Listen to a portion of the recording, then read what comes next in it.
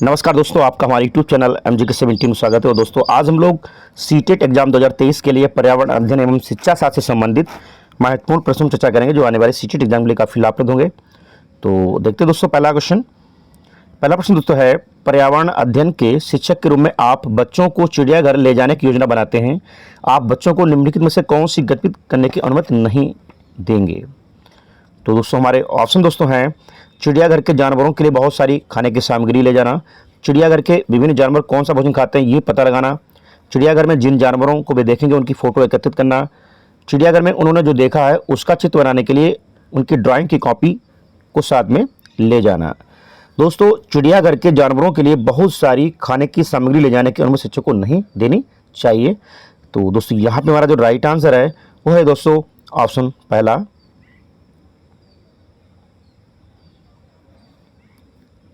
Next दोस्तों, बीज अंकुरण की अवधारणा को इस तरह सबसे बेहतर तरीके से पढ़ाया जा सकता है। तो दोस्तों, यहाँ पे हमारा जो राइट आंसर दोस्तों है वो है ऑप्शन पहला, बीज बोने, अंकुरण के विभिन्न चरणों का अवलोकन करने और उनका चित्र बनाने की गतिविधि को बच्चों को निष्पादित करने के लिए कहना। तो ऑप्शन पहला दोस्तों हमारा यहाँ पे सही है। अगला दोस्तों, मीरा और दिव्या छोटी लड़कियां हैं। मीरा समोसे, चॉकलेट और डबल रोटी खाना पसंद करती है, जबकि दिव्या ऐसा भोजन पसंद करती है जिसमें लौह तत्व की कमी है। मीरा और दिव्या को निम्नलिखित बीमारियों में से क्रमशः कौन सी बीमारी होगी? दोस्तों, समोसे एवं चॉकलेट में मौजूद वसा के कारण मीरा को मोटापा होने की संभावना होगी और दिव्या को लौह तत्व की कमी से एनीमिया होने का खतरा हो सकता है। तो दोस्तों, यहाँ पे हमारा जो राइट आंसर दोस्तों है वो ऑप्शन 4, मोटापा और एनीमिया। अगला दोस्तों, बच्चों को विभिन्न प्रकार के ईंधनों से परिचित कराने के लिए शिक्षक को क्या करना चाहिए? दोस्तों, यदि एक अध्यापक बच्चों को विभिन्न प्रकार के ईंधनों से अवगत कराना चाहता है तो इसके लिए उसे बच्चों को एक लघु फिल्म दिखाने के साथ साथ खाना पकाने के लिए इस्तेमाल होने वाले संभावित ईंधन के प्रकारों पर बच्चों के साथ चर्चा करनी चाहिए। तो यहाँ पे हमारा राइट आंसर दोस्तों है वो ऑप्शन दूसरा।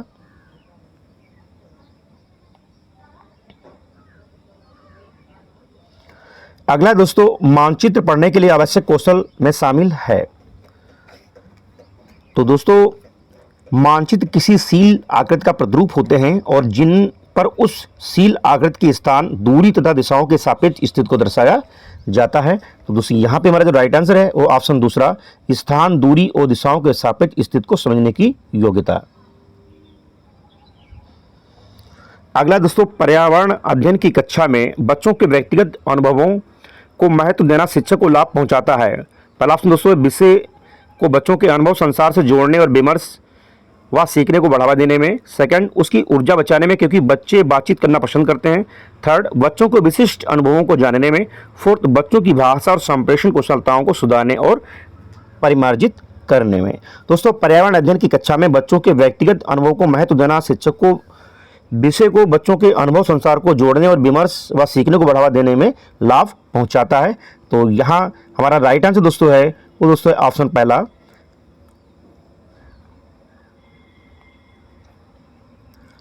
अगला दोस्तों, ये देखा गया है कि पाचन क्रिया बाहर की अपेक्षा अमाशय के अंदर अधिक तेजी से होती है, क्योंकि पहला ऑप्शन दोस्तों, पाचक रस जब अमाशय के बाहर रखते हैं तो निष्क्रिय हो जाता है। सेकंड, अमाशय के अंदर भोजन का मंथन होता रहता है जिससे उसकी सतह का क्षेत्रफल बढ़ जाता है और एंजाइम की क्रिया तेज हो जाती है। थर्ड, पाचक रस अमाशय के अंदर अम्लीय होते हैं जबकि बाहर वे क्षारीय होते हैं। फोर्थ, अमाशय के अंदर भोजन की उपस्थिति में पाचक रस का उत्पादन बहुत ज़्यादा होता है। दोस्तों, पाचन क्रिया बाहर की अपेक्षा अमाशय के अंदर अधिक तेजी से इसलिए होती है क्योंकि अमाशय के अंदर भोजन का मंथन होता रहता है जिसमें उसकी सतह का क्षेत्रफल बढ़ जाता है और एंजाइम की क्रिया तेज हो जाती है। तो दोस्तों, यहाँ पे हमारा जो राइट आंसर दोस्तों है वो ऑप्शन दूसरा, अमाशय के अंदर भोजन का मंथन होता रहता है। नेक्स्ट दोस्तों, निम्नलिखित कथनों में से कौन सा प्राथमिक स्तर पर पर्यावरण अध्ययन पढ़ाने का उद्देश्य नहीं है? तो पहला दोस्तों, बच्चों पर आकलन के शब्दावली और परिभाषाओं का बोझ डालना। सेकंड दोस्तों, जीवन को पर्यावरण से सरोकार रखने वाले मूल्यों को आत्मसात करना। थर्ड दोस्तों, प्राकृतिक सामाजिक वातावरण के बारे में उत्सुकता जगाना। फोर्थ, बच्चों को खोजने की क्रियाओं में लगाना तथा व्यवहारिक क्रियाएं करवाना जो संज्ञानात्मक और चालनात्मक कौशलों के विकास में सहायक होती हैं। तो दोस्तों पूछा गया कि कौन सा पर्यावरण अध्ययन पढ़ाने का उद्देश्य नहीं है। तो दोस्तों यहाँ पे हमारा जो राइट आंसर दोस्तों है वो है पहला ऑप्शन, बच्चों पर आकलन के लिए शब्दावली और परिभाषाओं का बोझ डालना पर्यावरण शिक्षण का उद्देश्य नहीं है। तो ऑप्शन पहला दोस्तों सही है।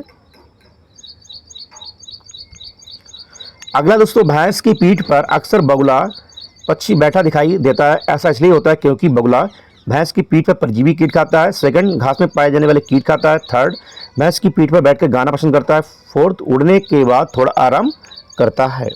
दोस्तों भैंस एवं बगुला के बीच सहोपकारिता का संबंध होता है और भैंस की पीठ पर बगुला को परजीवी कीट खाने को मिल जाता है और भैंस भी परजीवियों से रक्षा हो जाती है। तो दोस्तों यहाँ पे हमारा जो राइट आंसर दोस्तों है वो ऑप्शन पहला।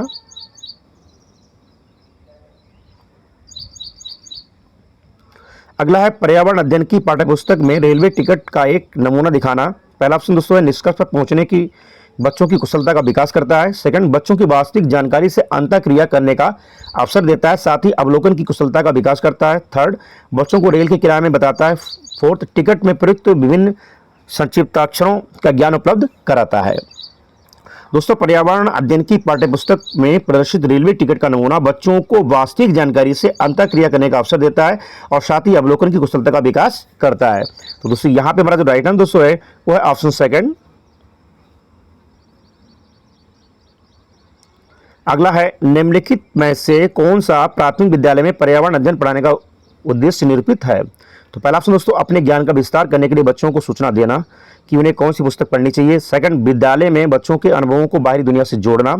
थर्ड, बच्चों को तकनीकी शब्दावली परिभाषाओं से परिचित कराना। फोर्थ, पर्यावरण अध्ययन से संबंधित तकनीकी शब्दों का आकलन। तो दोस्तों यहाँ पे हमारा जो राइट आंसर दोस्तों है वो है ऑप्शन पहला, अपने ज्ञान का विस्तार करने के लिए बच्चों को सूचना देना कि उन्हें कौन सी पुस्तक पढ़नी चाहिए। तो ऑप्शन पहला दोस्तों हमारा यहाँ पे सही है। अगला दोस्तों, दत्त कार्य के संबंध में निम्नलिखित में से कौन सा कथन सही है। तो ऑप्शन पहला दोस्तों, दत्त कार्य बच्चों को सूचना खोजने, अपने विचारों का निर्माण करने और उन्हें उच्चारित करने का अवसर प्रदान करता है। सेकंड, दत्त कार्य अभिभावकों, भाइयों या बहनों द्वारा अपनी क्षमता के अनुसार किया जा सकता है। थर्ड, प्रतिदिन विविधता और अभ्यास कराने के लिए कक्षा कार्य और फिर गृह कार्य के रूप में दत्त कार्य देने की आवश्यकता है। फोर्थ, दत्त कार्य आकलन का एकमात्र तरीका है। दोस्तों बच्चों को स्वयं सीखने गृह कार्य का मुख्य उद्देश्य बच्चों में सूचना खोजने, अपने विचारों का निर्माण करने तथा स्व उच्चारण करने के अवसर प्रदान करना होता है। तो दोस्तों हमारा यहाँ पे राइट आंसर है ऑप्शन पहला।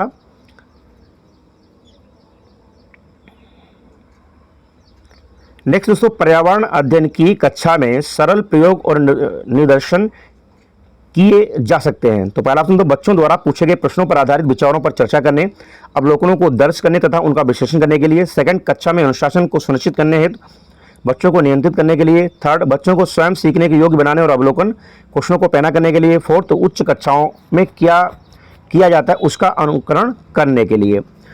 दोस्तों बच्चों को स्वयं सीखने के योग्य बनाने और अवलोकन क्वेश्चनों का तीक्ष्ण करने के लिए पर्यावरण अध्ययन की कक्षा में सरल प्रयोग और निदर्शन किए जा सकते हैं। तो दोस्तों यहाँ पे हमारा जो राइट आंसर दोस्तों है वो है ऑप्शन थर्ड।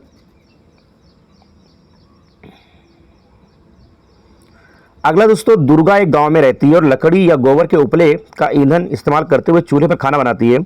पिछले 3 महीनों से उसे तेज खांसी आ रही है, इसका कारण क्या हो सकता है। तो पहला ऑप्शन, उसे जलते हुए ईंधन के धुएं से उसे एलर्जी हो गई। सेकंड, उसकी झोपड़ी के अंदर और बाहर प्रदूषण तथा वृद्धावस्था। थर्ड, ईंधन के जलने से उत्पादित कार्बन मोनोऑक्साइड जो उसकी श्वसन नली में जमा हो गई है। फोर्थ, जलते हुए ईंधन से उत्पादित काला धुआं उसकी श्वसन नली में जमा हो गया होगा।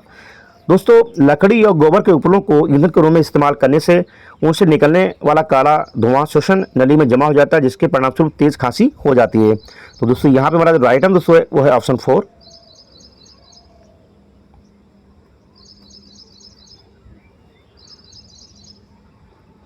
नेक्स्ट दोस्तों है, दोपहर के भोजन के अवकाश के बाद पर्यावरण अध्ययन पढ़ाते समय आप ये पाते हैं कि बच्चे पाठ में रुचि नहीं ले रहे हैं, तो आप क्या करेंगे। तो पहला ऑप्शन दोस्तों, बच्चों को बाहर मैदान में खेलने के लिए ले जाएंगे।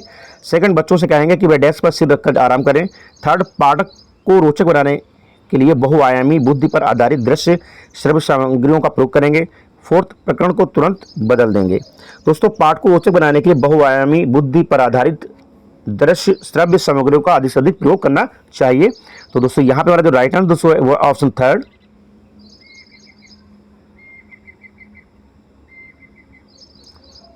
नेक्स्ट दोस्तों, एक विद्यालय ने राजस्थान के लिए कक्षा 5th के बच्चों के शैक्षिक भ्रमण की योजना बनाई। भ्रमण के दौरान बच्चों से आपकी क्या अपेक्षाएं रहेंगी? तो पहला दोस्तों, यदि उनके कोई प्रश्न हो तो उन्हें दर्ज कर लेना चाहिए और घर पहुंचने के बाद अभिभावकों से उन्हें पूछना चाहिए।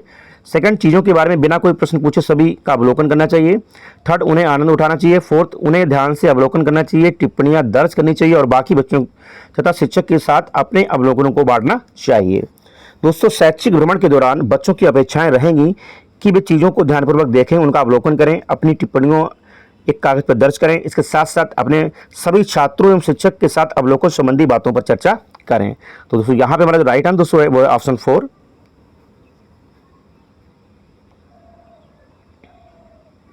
नेक्स्ट दोस्तों, रीना अपने घर का कूड़ा नीचे दर्शाए तरीके से 2 ढेरियों में अलग करती है। तो पहला दोस्तों है केले का छिलका, सब्जियों के छिलके, सूखी पत्तियां और अखबार।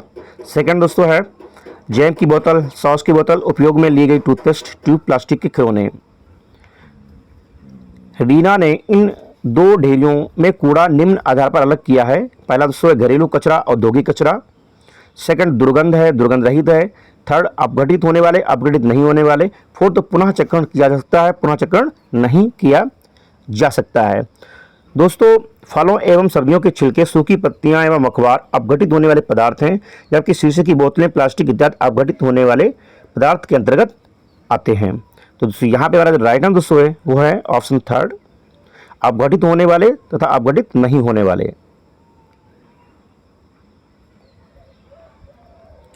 अगला दोस्तों, किसके नेतृत्व में चिपको आंदोलन को बल मिला था? A.K. Banerjee, Sundarlal Bahuguna, third Amrita Devi Bishnoi, fourth मेधा पाटेकर। दोस्तों, चिपको आंदोलन का संबंध वन संरक्षण से है और सुंदरलाल बहुगुणा ने इस आंदोलन की शुरुआत की थी। चड्डी प्रसाद भट्ट का भी नाम दोस्तों आता है 1973 में उत्तराखंड में। तो दोस्तों यहाँ पे हमारा जो राइट आंसर दोस्तों है वो ऑप्शन 2 सुंदरलाल बहुगुणा। अगला दोस्तों, विटामिन ऐसे पदार्थ हैं जो हीनताजन्य रोगों से बचाव के लिए थोड़ी मात्रा में आवश्यक हैं। सेकंड, हमारी उपापचय दर बढ़ाकर भार में कमी लाते हैं। थर्ड, स्वस्थ रहने के लिए दवाई के रूप में लिए जाते हैं। फोर्थ, पेशियों का विकास करके उनको ताकतवर बनाते हैं। दोस्तों, विटामिन ऐसे पदार्थ हैं जो शरीर को रोगों से बचाने में सहायक होते हैं। तो दोस्तों यहाँ पे हमारा जो राइट आंसर दोस्तों है वो है ऑप्शन 1।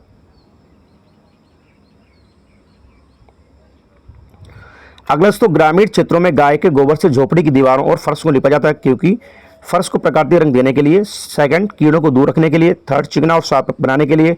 फोर्थ, खुरदरा बनाकर घर्षण बढ़ाने के लिए। दोस्तों, ग्रामीण क्षेत्रों में झोपड़ी की दीवारों एवं फर्श को चिकना बनाने के लिए उन्हें गाय के गोबर से लिपा जाता है। तो दोस्तों यहाँ पर जो राइट आंसर दोस्तों है वो ऑप्शन 3। अगला दोस्तों, एक किसान दानों को भूसे से अलग करना चाहता है, जिस प्रक्रिया से ये किया जा सकता है वह कहलाती है। पहला दोस्तों, फसल की कटाई। सेकंड, हस्त चयन। Third, threshing. फोर्थ, निष्पावन। दोस्तों, किसान दानों को भूसे से निष्पावन विधि से अलग करता है। दोस्तों यहाँ पर राइट आंसर दोस्तों है वो ऑप्शन 4। अगला दोस्तों, पर्यावरण अध्ययन की पाठ्यपुस्तक में पहेलियां शामिल करने का निम्नलिखित में से कौन सा उद्देश्य नहीं है?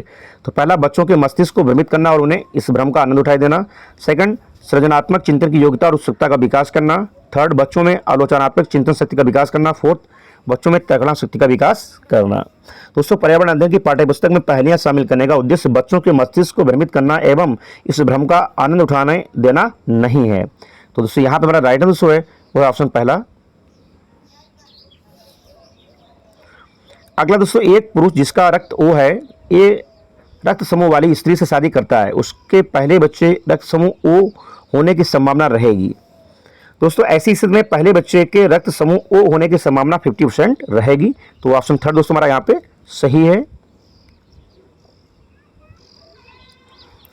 अगला दोस्तों, टूटता तारा उल्का है। तो पहला दोस्तों, उल्काव जो पृथ्वी के वायुमंडल में प्रवेश करते ही आग पकड़ लेता है। सेकंड, एक समान गति से चलने वाला तारा। थर्ड, एक चमकता पिंड जो वायुमंडल में एक समान गति से चलता है। फोर्थ, एक तारा जिसके एक सिरे पर पूंछ होती है। दोस्तों, उल्काव जो पृथ्वी वायुमंडल में प्रवेश करते ही आग पकड़ लेता है, टूटता हुआ तारा उल्का कहा जाता है। तो ऑप्शन दोस्तों पहला हमारा यहाँ पे सही है। और नेक्स्ट दोस्तों है क्वथन, उबलना और बाष्पीकरण में अंतर है। तो क्वथन से द्रव्य का आयतन कम हो जाता है जबकि बाष्पीकरण में नहीं। सेकंड, क्वथन में द्रव्य से वाष्प में परिवर्तन देखा जा सकता है जबकि बाष्पीकरण देखा नहीं जा सकता। थर्ड, क्वथन से जल की अवस्था बदल जाती है जबकि बाष्पीकरण में नहीं। फोर्थ, बाष्पीकरण किसी भी तापमान पर हो सकता है जबकि क्वथन नहीं। दोस्तों, क्वथन और बाष्पीकरण में ये अंतर होता है कि बाष्पीकरण किसी भी तापमान पर हो सकता है जबकि क्वथन के साथ ऐसा नहीं है। तो यहाँ पर राइट आंसर है वो है ऑप्शन 4। तो दोस्तों ये थे पर्यावरण अध्ययन एवं शिक्षा शास्त्र से संबंधित महत्वपूर्ण प्रश्न जो आने वाले सीटेट एग्जाम के लिए काफी लाभप्रद होंगे। अगर दोस्तों आप हमारे चैनल पर पहली बार आए तो प्लीज आप इसको सब्सक्राइब करिए जिसमें आगे वीडियो आपको मिलते रहें। मिलते हैं दोस्तों नेक्स्ट वीडियो में। Thank you.